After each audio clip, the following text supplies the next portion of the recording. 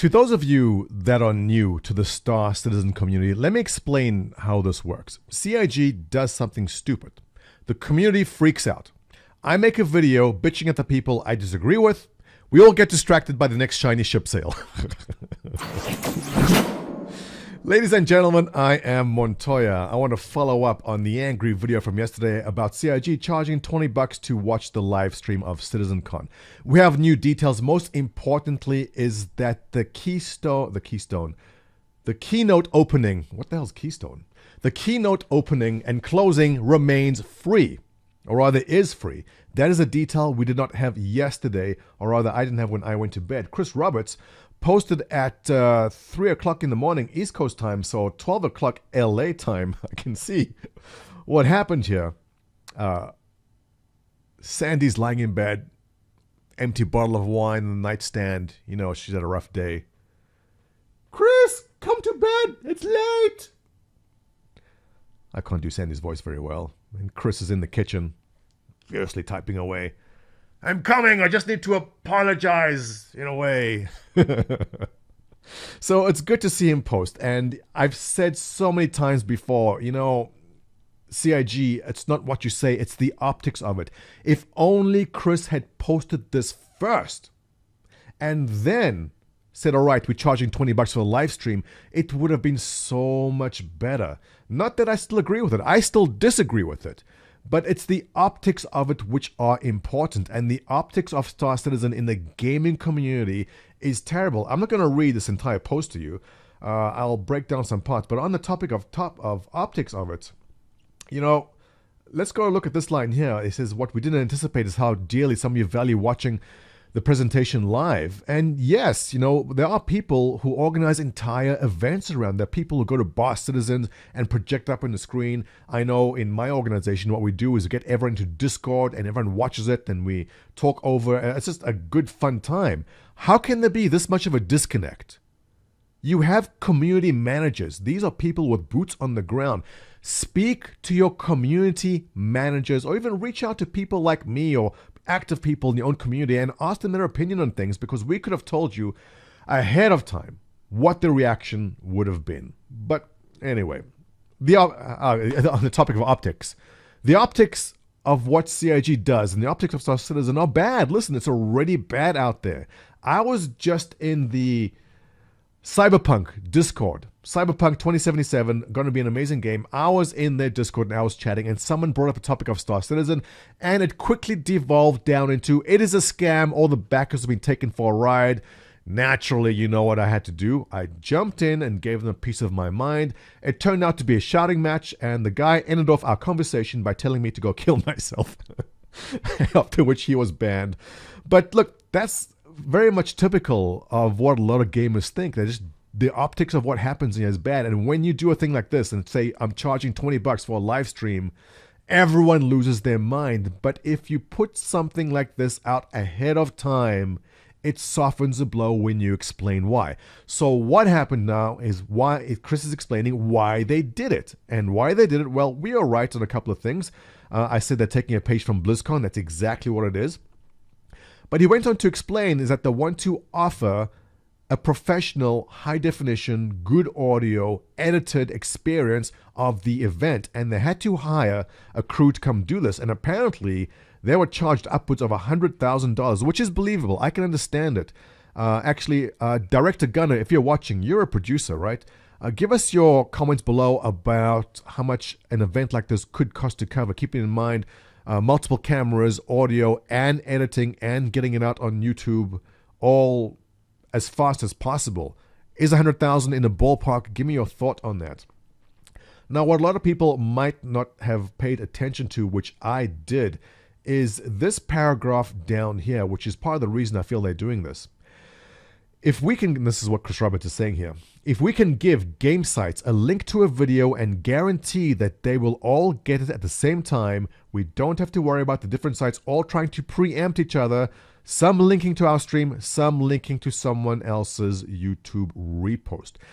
This line here is actually pretty important, and I'll tell you why. I've seen it happen in the past where they have this massive Citizencon and someone simply rips it from their channel, puts it on some other channel, and that channel becomes the #1 search result, gets hundreds of thousands or maybe even millions of views.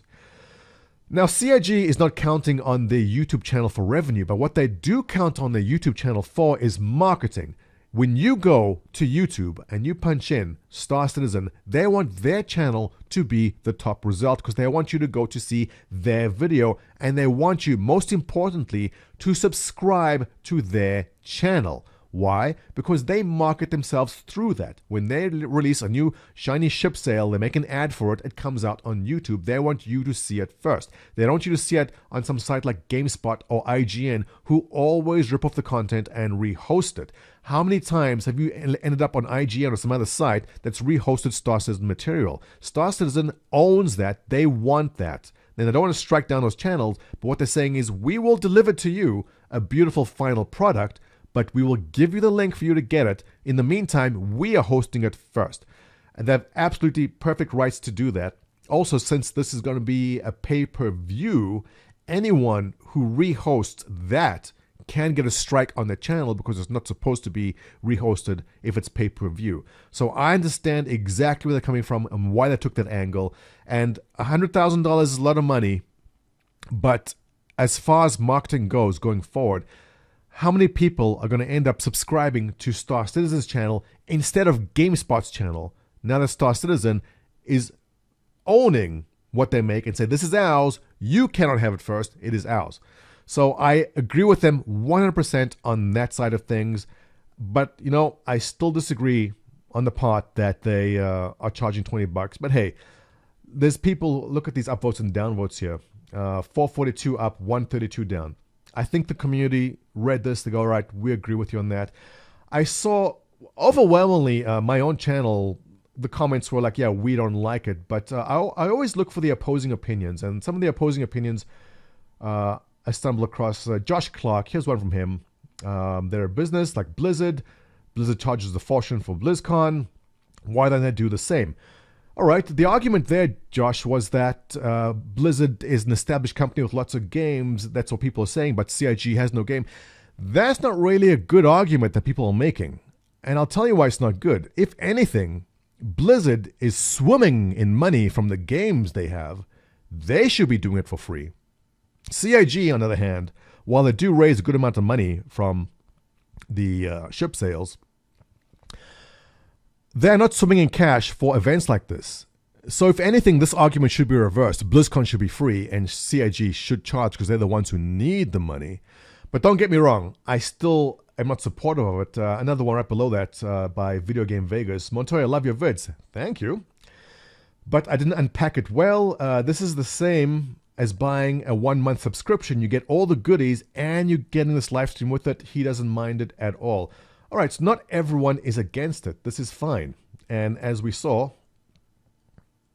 right, let me just center that for you. And as we saw in the upvotes and downvotes, now that Chris Roberts has explained it, a lot of people agree. And oh my God, Citizen44 has the top comment. And that's a bad one. Oh dear, should this be a separate video? How am I doing for time? All right, let me squeeze us in. For those of you who don't know, Citizen44 is the co-founder of Test. No, what have you done? All right, look, I'll tell you the magical thing about running any kind of business is always try to do business with people who strongly disagree with you because you have to challenge your opinions. I'm just reading this while I speak. Let me just focus for a second. Over time, I feel that CIG has lost its touch with the community and lost its way.